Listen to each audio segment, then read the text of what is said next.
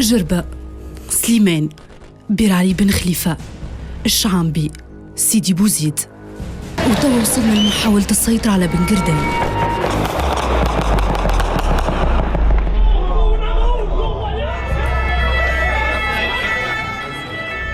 هي حصيلة أوهام الإرهابيين بإقامة إمارة داعشية في تونس.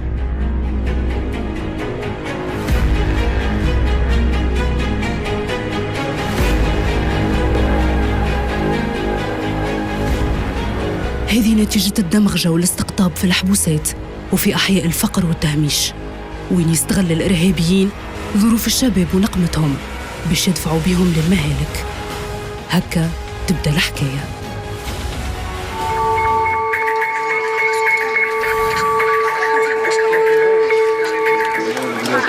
راح جهدنك يحوزل كي الجمل السيرح تونس جامي تذل عندها الشباب الجارح انتي عيشة همل للحرية وصل وبضربوه الفرح.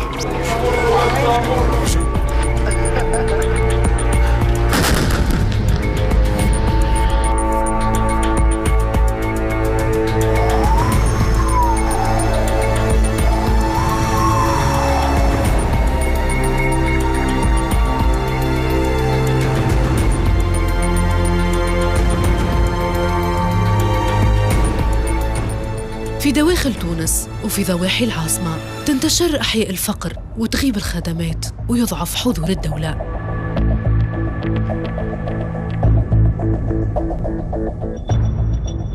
مناطق كينها خارج على سيطرة الدولة، حتى حضور الأمن فيها قليل. مناطق تغيب فيها أبسط مقومات العيش الكريم ويتفشى فيها التهميش والبطالة وتنتشر فيها المخدرات. فقر وإحباط يخليوا برشا شباب سهل استقطابهم بالمجموعات الإرهابية. للأسف شكلت الأرياف والبوادي وجزء كبير من الأحياء الشعبية الخزان المهم من الإرهابيين. بالعودة إلى بعض الإحصائيات على قلتها ونزرتها تقريباً كل الإرهابيين ينحدروا إما إلى أوساط حضرية معدمة ومفقرة أو أيضاً إلى مجال ريفي مهمش لتفريخ الإرهابيين. تونس تحتل المرتبة الأولى في عدد المقاتلين في بؤر التوتر بحوالي 5800 تكفيري حسب المفوضية السامية لحقوق الإنسان. أغلبهم أصيل يحوز العاصمة وبعض المناطق الداخلية، وبرشا منهم تم استقطابهم في السجون. الفقر والنقمة والإحساس بالحقرة والتهميش أصدقاء مع الجريمة، وبرشا مجرمين دخلوا للحبس جرائم حق عام وخرجوا منه بفكر إرهابي تكفيري بعد ما تعرضوا لعملية دمغجة وغسيل دماغ في الحبوسات. محمد الزرقي شاب أصيل ولاية القصرين، تعرض لبرشا انتكاسات في حياته، أهمها عملية غسيل دماغ صارت له في حبس الكاف. ماي 2013 دخلت للحبس، معنا مشيت للكيف استئناف، محكمة الاستئناف. قابلت مجموعة معنا مجموعات إرهابية في كل شومبر. المجموعات هذه كيفاش يستقطبوا الشباب، يدخل لك في موضوع انه الحاكم هاو ظالمك، والحاكم هاو طيشك في الحبس، ورم طاغوت، ورم اعداء الله، ورم كذا. يبدا يجيب لك في احاديث، ويبدا يجيب لك في معناها في القران، في ايات من القران، ايات معناها يفسروها على رؤوسهم هم. لاحظنا ان هناك فكر وسياسه، هي سياسه قلنا التنظير والتكفير ثم التفجير. صارت الحكايه كيكا، ولاو يعلموك كيفاش بالبلون بالستيل وبالورقه، يوريك كيفاش تصنع، كيفاش تفجر، كيفاش تعمل، معناها بادوات بسيطه ومتاحه، معناها ينجم اي واحد، معناها ينجم اي واحد يعمل. لا اله الا الله. معناها كانت كيكا كانت كيكا الحكايه، معناها محسوب عام كامل، والحكايه هكا. ركزوا معايا معناها وكذا، بدوا يحكوا لي راهو هكا وراهو هكا، وانت لازمك وتعمل. حكيت لهم، قلت لهم راهو عندي معناها نسيب يخدم في الميليتير وكل شيء، قلت له وعنده صغار معناها بنات اختي، قالوا لي ذاك لازمك اول واحد تبدا به كي لا تاخذك فيهم في دين الله رحمه ولا شفقه. بدا يدخل لك في الحديث هذا. اللحظه اللي حكي لي الحكايه ذيك تشوكيت، معناها جيت شوكي، معناها جبدت روحي شوي، بقيت نخمم، قلت كيفاش الحكايه ذي وكيفاش. اللي يحكي على كلمة استقطاب يظن الكلمة هذه اليوم لا تضاهي الوضع اللي داخل السجون في خصوص الموضوع هذا، لأنه اليوم أصبحت السجون أرضية حقل لإنتاج أحد الحقول لإنتاج الإرهابيين. جاي طيب، جاي متهيئ، جاي معبي بالنقمة، معبي بالحقد، معبي بالندم، معبي بالظلم، معبي برشا حاجات. الأمور النفسية ما ينجمش يراقبها العام كما راقبها السجين قدامه 24 ساعة في الفرش، قدامه في تحركاته، قدامه في كلامه. يختاروا في مجموعات، يختاروا أنه اللي حاضر، أنه اللي أمثل، وأنه اللي يقولوا إحنا لين عجينة حاضرة، اللي في ظرف أقل من 15 يوم تلقاه من وسط المجموعة من أكثر المدافعين عنهم. استقطاب هذه العناصر يسيل لعاب العناصر الإرهابية المتواجدة في السجون، واللي للأسف اليوم أصبحت يعني تعتبر أن السجون يعني أماكن يحبذ العمل على الاستقطاب داخلها، نظرا لما تشهده اليوم السجون التونسية من اكتظاظ وأحيانا احتكاك بين العناصر الإرهابية وكذلك يعني الموقوفين في قضايا الحق العام. في بعض الأحيان يعني يدخل السجين على قضايا مخدرات، تحدث نوع من التوبة بين ظفرين على يد شيوخ سلفيين بهذا المعنى، بالمعنى التكفيري، بالمعنى المتطرف، بالمعنى الإرهابي، ولا يقف عند هذا الحد يعني التوبة كذا كذا، إنما يبحثون اللي هو عن سك وفرع. يصورون لهم أنهم هؤلاء هم الطواغيت، هؤلاء هم الذين لا يحكمون بما أنزل الله سبحانه وتعالى، وعليه فهم الظالمون، فهم الفاسقون، فهم الكافرون. يصورونهم هذا مع الظروف النفسية التي يعيشونها داخل السجون، فيتراءى لهم ويخيلهم ويعتقدون فعلا أن ذاك هو الطاغوت.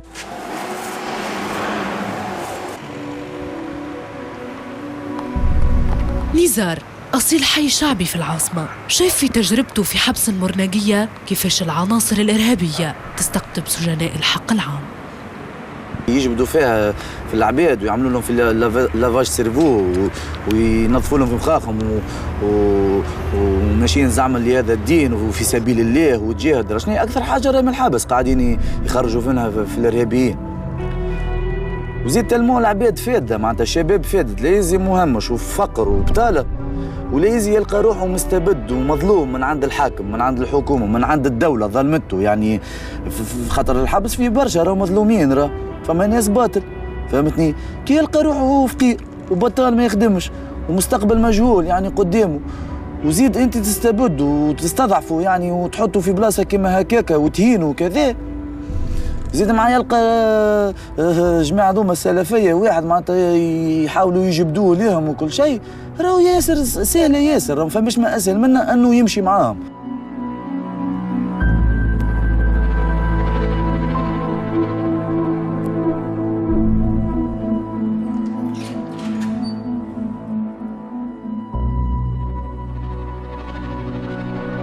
يحب يقرب الرب لأن قالوا له هذيك راهي توبة نصوحة وباش تدخل الجنة ويلزمك تجاهد في سبيل الله ودرا شنو هي، هذه حاجة. مع هو يعرف كلمتين في القرآن باش تجد عليه الحكاية. ثانيا باش يلقى ناس تدفع بالدولار وبالأورو اللي هو الدينار التونسي ما خلطش عليه، يعني باش يلقى من بعد الدولار وأورو وباش يلقى روحه معناتها كما نقولوا نحن بلغتنا جو باهي فاسيلمون باش يمشي في سبيل الله. يقول لك انا باش نعيش عيشه باهيه وزيد حتى كي باش نموت في سبيل الله وباش نمشي للجنه. هما معناها حتى مخططهم في الدخول للسجن مخطط، معناها الامراء والشيوخ نتاعهم هما حكوا لي شيء هذا، معناها يؤمروا يقولوا انت تنجم تصبر على الاذى وتصبر على معناها على الابتلاء نتاع الحبس، يعملوا في قضايا اكسبري معناها نتاع 6 شهور باش يدخل الحبس باش يستقطب لجان. اللي ما ينجمش مثلا يدخل الحبس وما يصبرش على الحبس يطلع للجبل، والجبل هذاك يحكوا لي هما معناها اطلع على الجبل ضربك هذيك معناها يحبوا يطيحوا به اقتصاد الدوله، هما علاش مركزين. اللي ما نجمش يصبر على الجبل وما يصبرش على اذى الحبس يغادر البلاد، هذه شيء يحكوا فيه هما على لسانهم معناها. قبل التصوير في وسطه وحتى بعد ما كمل راسلنا وزارة العدل وحقوق الإنسان واتصلنا بهم برشا مرات، تنقلنا للوزارة على عين المكان باش ناخذوا موقف رسمي من الوزارة في موضوع الاستقطاب داخل السجون، لكن للأسف في كل مرة كنا نسمع فيها نفس الإجابة. ألو عاصمة؟ وي مرحبا. برهان يحيوي ام تونيزيا مدام معك. مرحبا بك خويا. مدام ديجا ثم فاكس بعثته لكم باش نصوروا معاكم. ما عرفتش فاكروا ولا.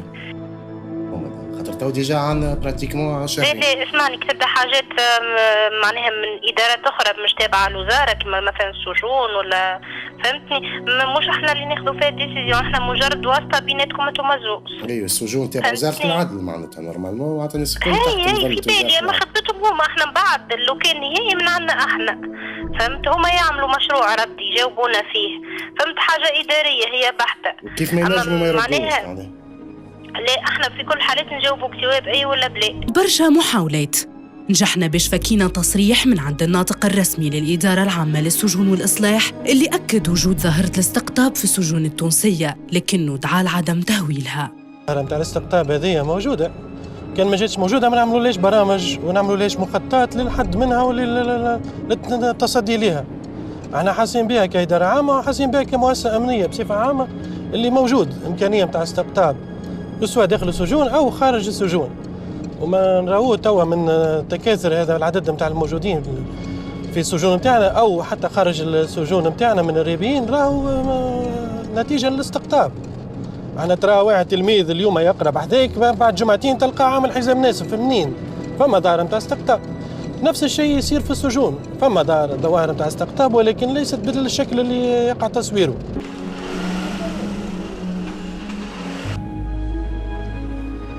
شباب الأحياء الشعبية والمناطق الداخلية في نهج الساحل، في حي هلال، في الحفصية والتضامن، دوار هيشر، في القصرين ولا في الكيف وجندوبة وبرشا مدن تونسية أخرى من مدن الهامش، حكيوا على عزلة الشباب في المناطق هذه اللي كل شيء فيها مباح، الزطلة، الحرابش، للكل.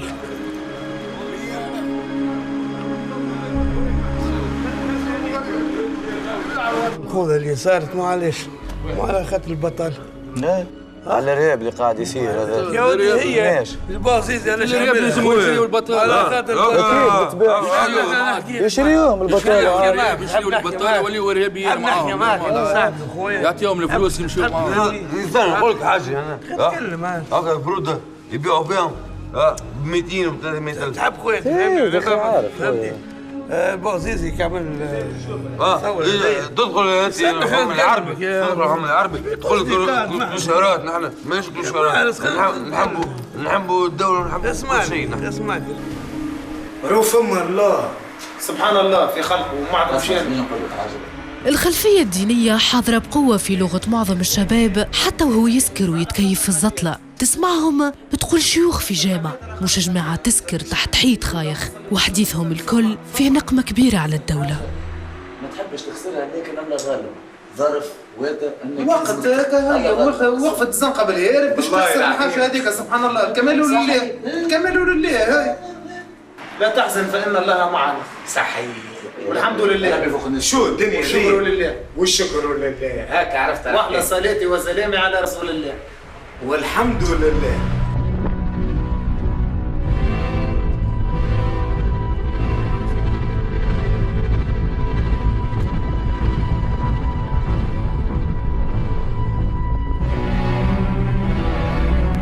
كل أنواع المسكرات تلم كل شرائح العمرية، من الأطفال للشيوخ، وهمومهم ومشاكلهم واحدة، البطالة والحقرة.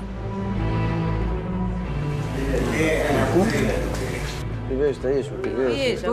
نرقدوا 6 نتاع الصباح، نقوموا 9 نتاع الليل، نخرجوا نعطوا بير، نضربوا شوية وين باش يخدم؟ حق 8 كعبة بير نعطوا الحومة نصف رواحنا. وين باش يخدم هو؟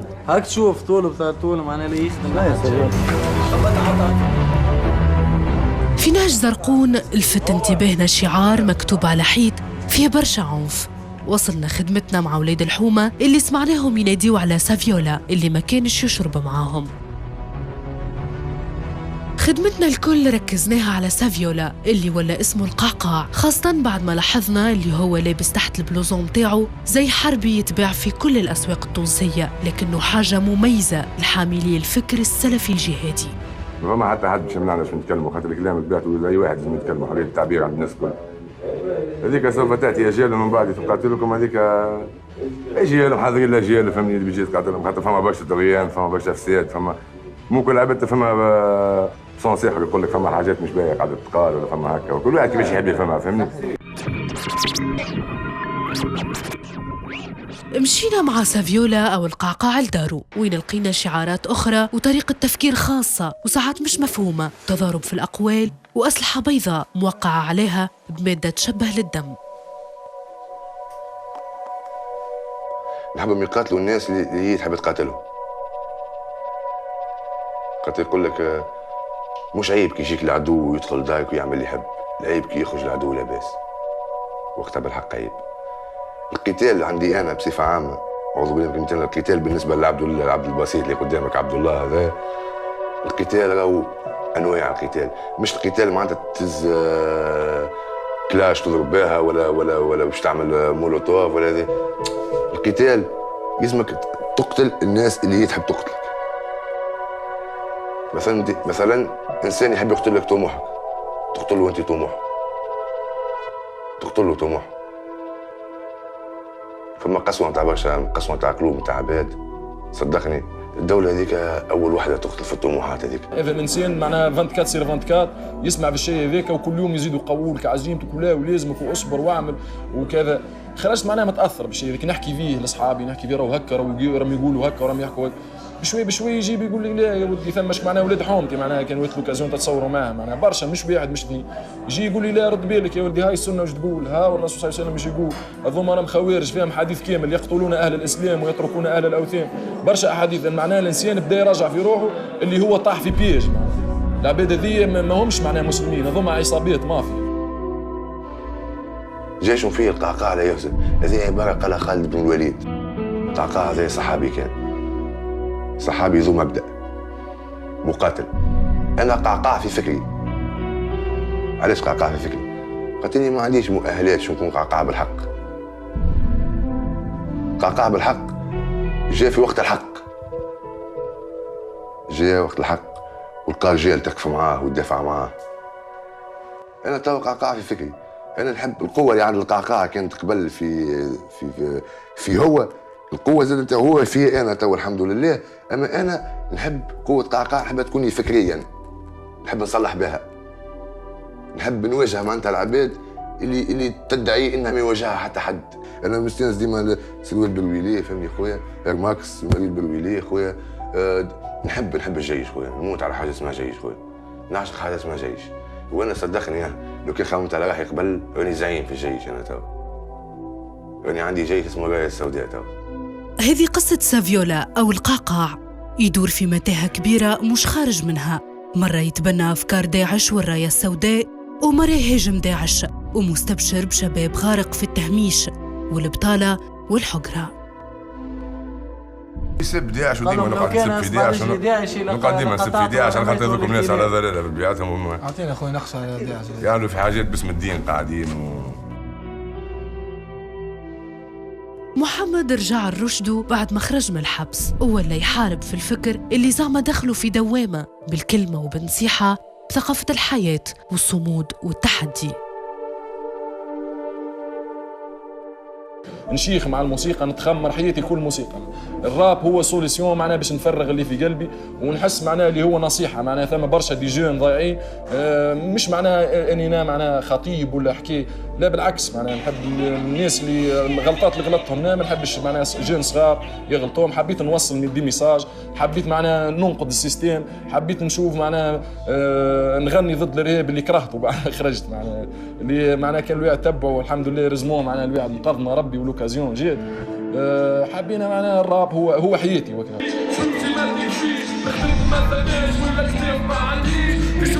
برشا شباب كيف محمد في نفس المناطق المنسية يقاوموا في الإرهاب بطريقتهم وبثقافتهم وبالإمكانيات البسيطة المتاحة عندهم.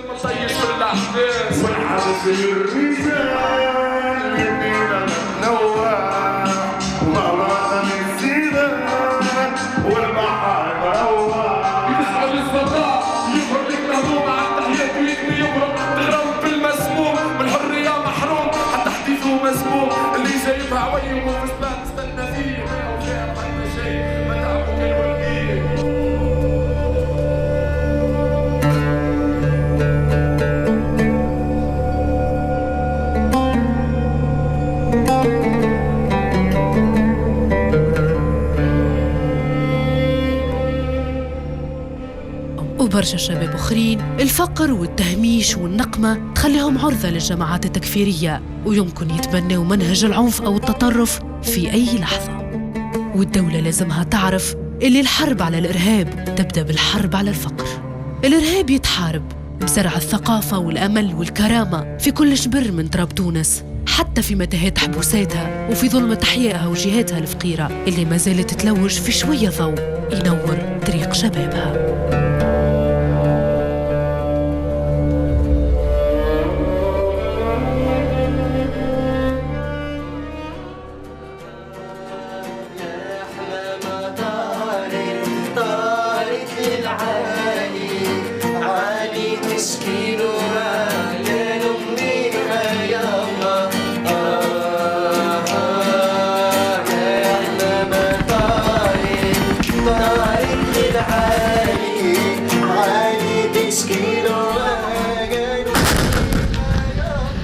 الإسلام بريئة منكم، دولتكم قاعة وهان، تكفرون، تحرقون، تفجرون، تفخخون، الأوطان تهدمون، النساء تفكرون، الملايين تشردون. عمري ما خاف منكم انتخاج على القانون. تونس بلاد أحرار وشعبها مجنون، في الحرب معروفون.